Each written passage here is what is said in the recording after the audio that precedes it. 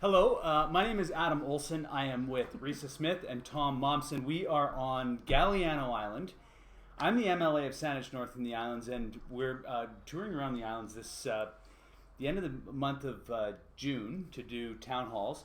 And during that time, we're meeting with people. And one of the things that we're talking about lots of stuff.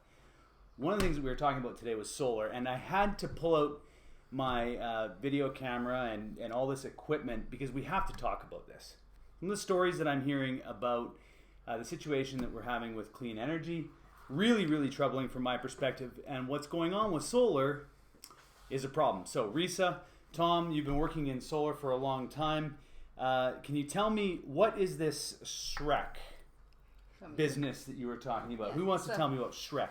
So SREC stands for the Salish Sea Renewable Energy Co-op. Right. We created this co-op in February. Well, it officially became a co-op in February.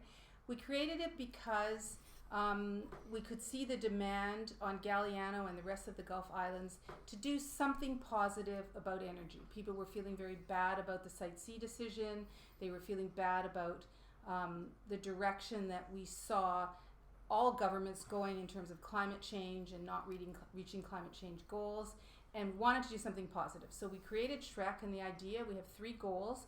One is to do bulk purchases of solar power and ultimately to create community solar gardens or solar farms for people who don't live in appropriate places to put it on their roofs. And the other goal is advocacy to promote solar energy in British Columbia. And the third goal is to do education around solar energy. And other renewables, not just solar, right, but focused on solar primarily. So this is something we've, I and my colleagues have really, really leaned into, that we've really been hoping that the provincial government can get behind, is introducing clean energy projects and diversifying the energy portfolio, making sure that all the roofs of the buildings that are collecting heat right now can transfer that and use it.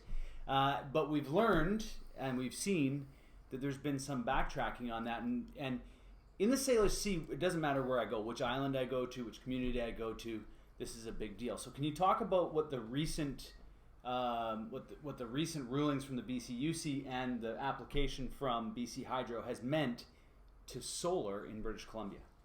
Maybe Tom? Well, primarily I think it has had a major chilling effect on anybody who was thinking about solar, because the media didn't really portray the problem correctly, and so people who approach us saying, well, we think solar is dead, and it isn't, but there have been the number of barriers that have been erected has just increased by through the decision by the BC Utilities Commission, and what BC Hydro has been doing has not been very friendly to, say, the net metering program. They've had a program for larger systems. It was called the Standing Offer program, that has been closed, so you can't even apply for it, which means that the industry itself, the solar industry, is now going over into all places, Alberta, and setting up shop there. A lot of the suppliers we've dealt with previously, because we did a bulk buy 3 years ago of solar systems just for Galiano at the time. The suppliers have moved off province, so to speak, and it's been very, very frustrating, really. And especially since once you live with solar, you see how great it is. You know, it's quiet, it's minimum maintenance, and it produces energy. It's a wonderful system. So talk a little bit about net metering, just to explain to people who might not know what net metering was and exactly what the decision was. It was basically to say the BC Hydro is not, if you produce more solar energy than you use in a year, BC Hydro doesn't want to pay you for that.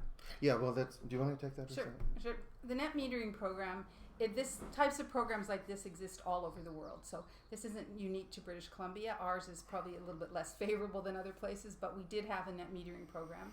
And that is, you put solar on your roof, for example, and you create energy, you use it in your house, and anything that's excess goes into the hydro grid. And the neat thing about that is that because of the way energy works, it actually goes to the closest place. So your neighbor might not have solar, but they'll be using solar energy using your excess.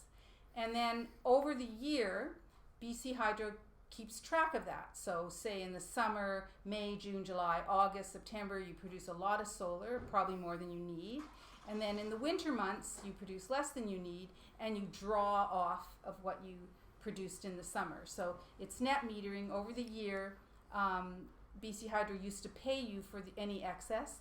The interim decision means that they no longer have to accept any net metering permits that would be an overproduction. So you can only put up as much solar as you're going to use. And that is actually the case for most people who have residential solar. Most people do not overproduce.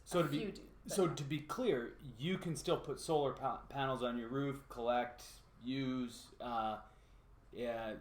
Unlike what I think a lot of people that you're hearing saying is that there's no more solar. That's not the case. No, it's definitely not. Okay. One of the problems, of course, is say you're using X number of kilowatt hours a year, and so you're applying to BC Hydro to get a net metering account, and now they will actually review your past usage. But what if you're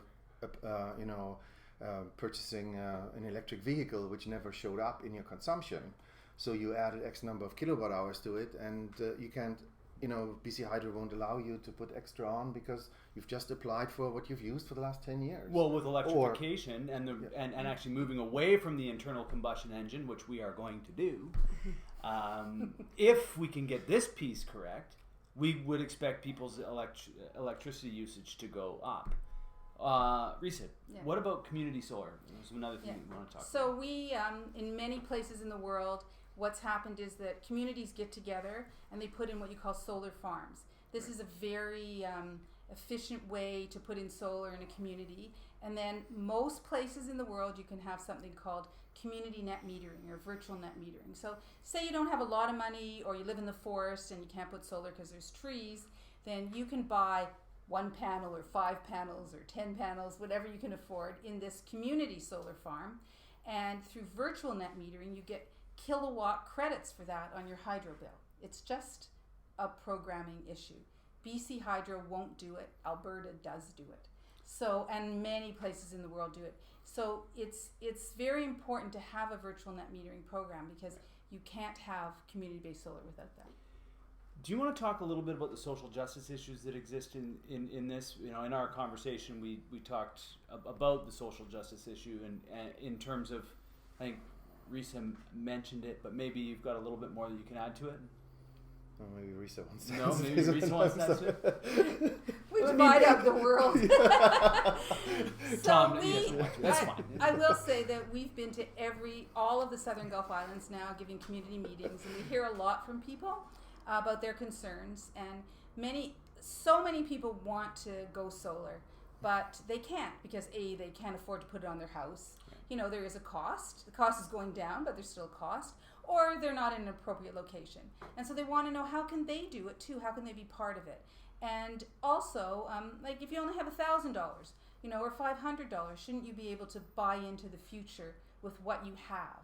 And community solar allows that. You can buy into the future jobs, future clean energy, trying to reach the global climate change goal of 1.5 degrees. You can buy into that without having a lot of money. So that's why you want to have community solar. So we got 1 more minute to go. We got together with a much larger group than is sitting around the table here. I thank Risa and Tom for coming and meeting. This is every time I come to Galiano, we talk about solar. We just block a time out in my schedule and we talk solar. But I do want to leave. I think you left a message for me. Your colleagues that are all standing around the room here left a message for me, and that is, what can we do to encourage the provincial government to get more active on solar, to become more solar friendly, more clean energy friendly, to the point. One more message. What would it be in terms of what you would like to see from your provincial government? Well, they would have to expand on the net metering program, make it user friendly, and remove any caps. And there's a lot of little barriers that need to be removed along the way. And it seems to me right now we're going in the wrong direction, but we're trying to be positive here. And so there's lots of stuff that can be done to make net metering easier, to allow community net metering. There is this huge hunger out there to actually do something about global warming and decarbonize the energy system, and solar is the way to go. And especially, the sun is shining, and we're happy. That's right. Any final messages, briefly? Yeah, just finally, there's a lot of reviews going around now. Climate Action Plan, BC Hydro, review of BC Hydro, review of the net metering program, and we want to be part of that. Yet there doesn't seem to be any for communities who actually know something about solar to be part of the processes. So we want in. So just one final word. We definitely need to become more clean energy friendly. It seems like we've gone all in on the big kind of old school kind of projects where we'll produce a lot of energy as far away from people as we possibly can. Really unfortunate. Now I think that we're seeing some downstream impacts on that in terms of the impacts of people being able to deal with some of their own energy needs on their own buildings and in their own facilities. And here's an example of where I think people, the citizens, can be part of the solution to the increasing electrification that we can expect. So again, my name is Adam Olsen. I'm the MLA here in Salish North and the Islands. If you want to get a hold of our office, you can reach us at adam.olsen.mla@bc.ca. If you want to call our office, you can. You'll reach Ryan. It's 250-655-5600. Check out our website, adamolsen.ca. It's got a lot of cool stuff about the work that we've been doing in the legislature.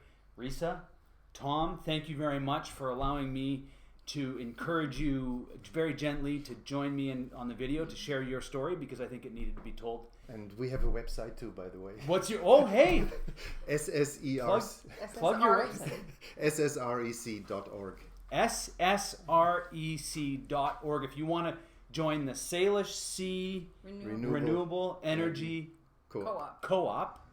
If you live in the Salish Sea and you want to join in and buy in the purchasing of solar panels and join the co-op, SSREC.org.